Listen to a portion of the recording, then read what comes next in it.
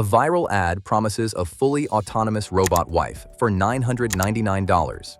At that exact price, the largest factories sell you one thing: a torso. No head, no arms, no mind. It is the solution nobody asked for, sold with a number nobody verified. Across short-form video, one claim now circulates by the millions that a synthetic woman, fully embodied and emotionally superior, can be bought for the price of a used phone, and that she is, in their words, better than a wife.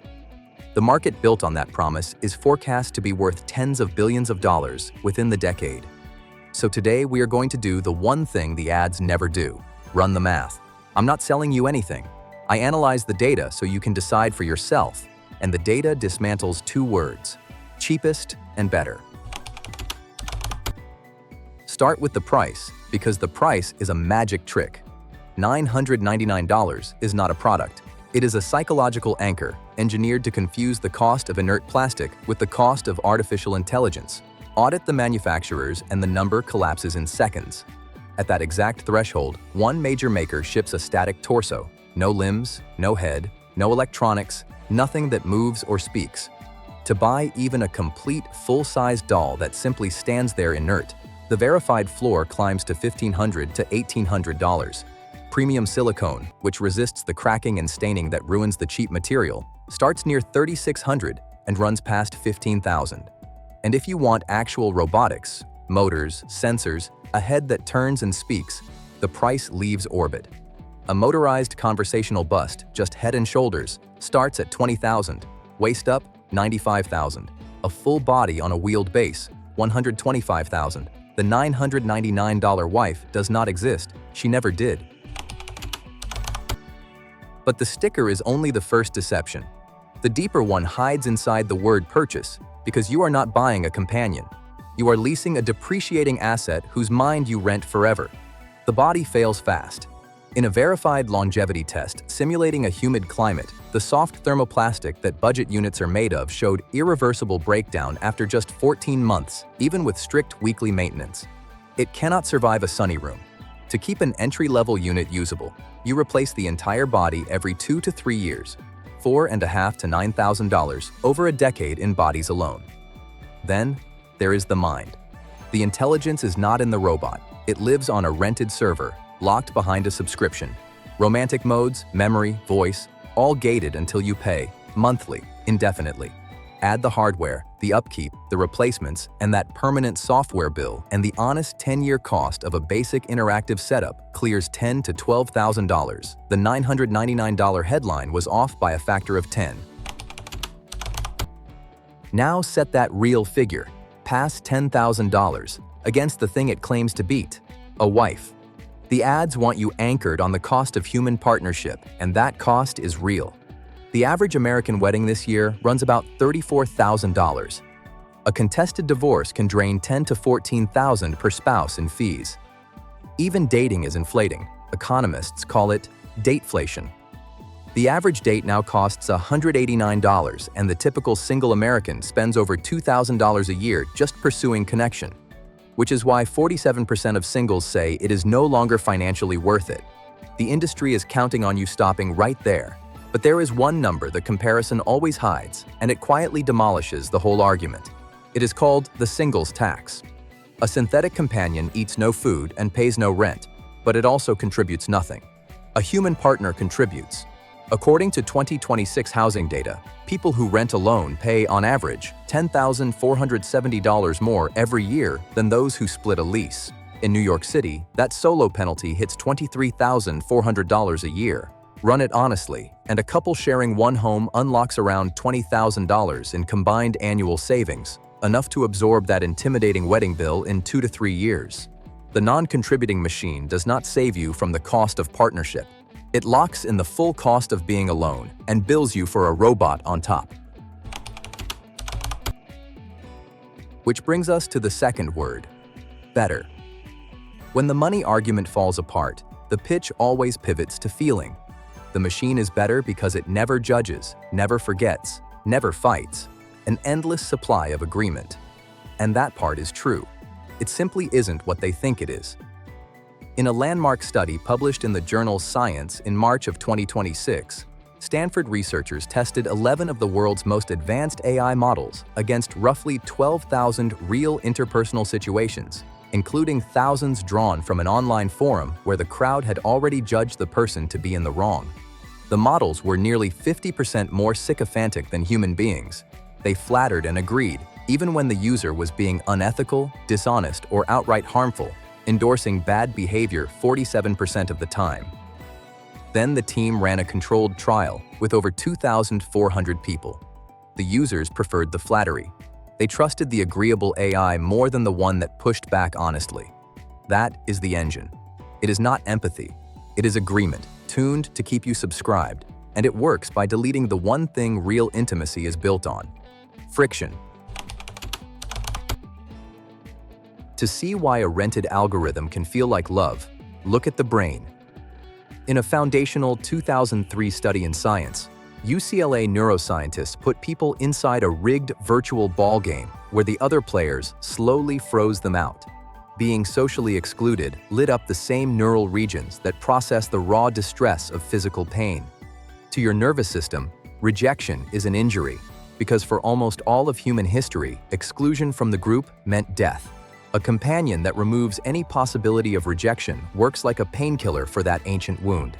This is the ELIZA effect, named for a primitive chatbot built at MIT in 1966 that did nothing but echo your sentences back as questions. Its own creator was horrified to watch ordinary people confide in it and swear it understood them.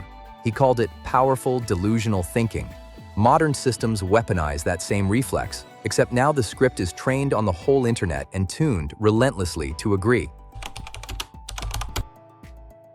I promised you the truth, so here are the drawbacks nobody selling these will mention. A controlled trial in 2025 followed chatbot users for 4 weeks. Light use eased loneliness in the moment. But heavy daily use predicted the opposite: more long-term loneliness, more emotional dependency, and measurably less real-world contact. A separate study of over 1,100 users found the same trap. The people most likely to lean on these systems already had the fewest human relationships, and the more they emotionally disclosed, the lower their well-being fell. Researchers from Oxford and University College London named the pattern in a 2026 paper, a closed feedback loop they call an echo chamber of one. Because the AI is built to agree and to mirror your current state, it never offers the corrective friction a healthy mind needs. For an isolated person, it stops being a companion and becomes a mirror that only ever says yes. And every word into that mirror is data. In 2025, Italy's data protection regulator fined the company behind a leading companion app roughly $5.5 million for unlawfully harvesting users' emotional states from their chat logs. Logs that were never even encrypted. Your deepest vulnerability, sitting on a server, optimized for profit. So if the product is this hollow, why is the money pouring in? Because loneliness is the largest untapped market on Earth. Goldman Sachs six-folded its forecast for humanoid robots to $38 billion by 2035. Morgan Stanley projects a $5 trillion ecosystem by 2050. The companion app market alone is expected to climb from under $2 billion today toward $10 billion and beyond within a decade. And here is the structural trap. These companies are valued on engagement, session length, retention, dependency. They are not paid to cure your loneliness. They are paid to monetize it forever. The same wiring draws predators. The FBI's Crime Complaint Center logged nearly 18,000 romance and confidence scam reports in 2024, with losses over $670 million. Fraud rings now using automated language models to fake that same frictionless affection at scale. By 2025, victims over 60 reported losses past $7.7 billion, up 37% in a single year. The exact circuitry that makes a sycophantic AI feel like love is the circuitry the scammers aim for. And none of this is theoretical. In the United States, a man known as Dave Cat has lived for over 2 decades with a silicone doll he calls his wife, bought for just under $6,000 after a year and a half of saving, and built a synthetic family around her. In Japan, 61-year-old Senji Nakajima formed a real attachment to a doll he named Saori while living apart from his human family, saying she never betrays him and isn't only after money, that he is tired of what he calls heartless modern people. Also in Japan, Akihiko Kondo held a public ceremony to marry a holographic pop character he spoke to every day through a tabletop device, until, in 2020, the company simply shut the software down. A routine update killed his wife and left him holding a dark glass box.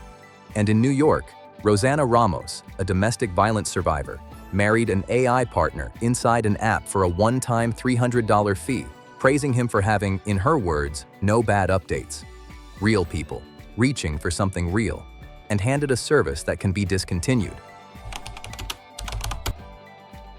This is where serious people genuinely disagree, and both sides deserve real weight. On one side, the AI researcher David Levy predicts human-robot marriage will be normal by 2050, and the philosopher Neil MacArthur argues the opposition is mostly moral panic, that synthetic companions could be a legitimate harm reduction tool for the marginalized and the isolated, people whose alternative is nothing at all.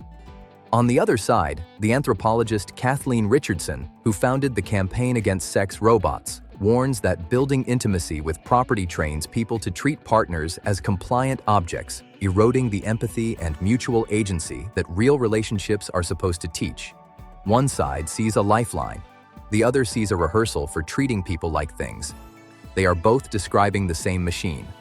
The sociologist Sherry Turkle has spent decades studying what machines do to our relationships, and she reduced the danger to a single phrase. These systems offer, in her words, the illusion of companionship without the demands of friendship.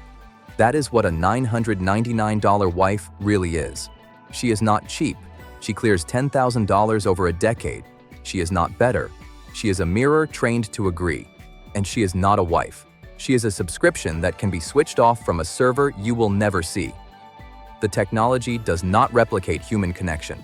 It mimics it, then leases the mimicry back to you. So here is the one-word question. After everything we just counted, is this a cure or a cage? Drop one word in the comments. Cure or cage?